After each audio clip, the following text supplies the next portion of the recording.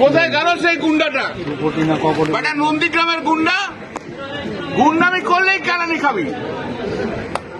বলছি যে এই যে রাম নামের ঘটা দাদা, তো এটা কি 26-এ নির্বাচনের জন্যই হচ্ছে? কোনটা? আমরা প্রত্যেক বছরই পুজো করেছি, গত বছরও করেছি, তার আগের বছরও করেছি।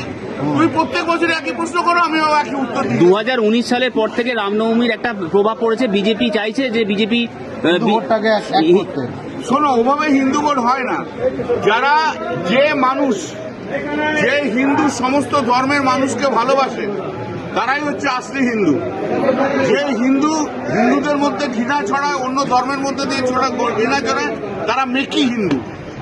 এরা হিন্দুই নয়, এরা হিন্দুর নামে রাজনীতি করে, হিন্দুর নামে ব্যবসা করে খায়। কিন্তু আসলি হিন্দু কখনো কখনো ভাগাভাগি করে না। আপনি বললেন গুন্ডামি করলে মানে কি এটা নির্বাচনে গুন্ডামি নাকি সাধারণ সমাজ? ও যখনই গন্ডামি করে তখনই ও বেশি মস্তান হয়ে গেছে। ওকে গুন্ডামি করতে দেবো না।